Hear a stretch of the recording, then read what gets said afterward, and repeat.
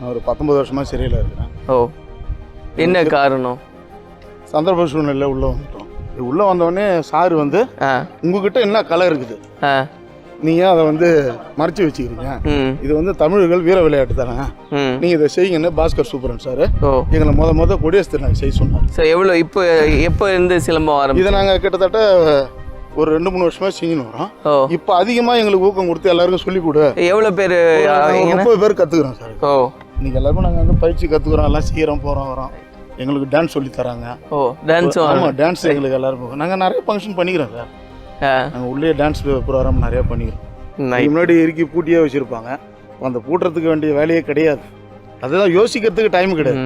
வேலை வேலை வேலை. அடுத்து என்ன பண்ணணும், அடுத்து என்ன பண்ணணும். அதே மாதிரி சிறைவாசிகளுக்கு எல்லாருக்குமே பரோல் ஒரு சலுகை. சார் வந்ததுலேருந்து எல்லாருமே நாங்கள் பரோலில் போகிறோம்.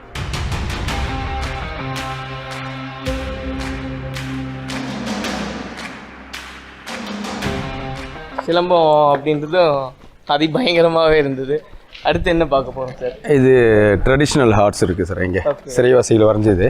இது ஆக்சுவலாக எப்படின்னா ஒரே வாரத்தில் தான் வரைஞ்சாங்க. நீங்கள் வெளியே இருந்த பேனரும் சரி, இந்த 2 பக்கமும் சரி, ஓகே, எல்லாமே ஒரே வாரத்தில் தான் வரைஞ்சது. இது நீங்கள் பண்டைய காலத்து இந்த குகை ஓவியம் அது மாதிரி என்ன ஆமாம். அதனால் ஆக்சுவலாக பார்க்குறது ஆமாம் பொம்மை மாதிரி இருக்கும். அதனால் ஒரே ஒரு கான்செப்ட் சொல்லுவோம் எல்லாமே. அதனால் வந்து ரைட் சார். ஒரு சிறைச்சாலை, ஒரு ஜெயில் அப்படின்னு நம்ம சொன்னாலே எல்லார் மனசுலேயும் ஒரு பின்பம் வருது இல்லையா? ரொம்ப கொடுமை இருக்கும், ரொம்ப அந்த 3rd degree ட்ரீட்மெண்ட் சம்திங் இதெல்லாம். அதை பற்றி சொல்லுங்களேன் சார். அப்படியெல்லாம் நடக்குதா? எனக்கு தெரிஞ்ச வரைக்கும் நடக்கலை சார். நம்ம அது மாதிரி ஒரு இதுவே நம்ம ஏற்படுத்தக்கூடாது.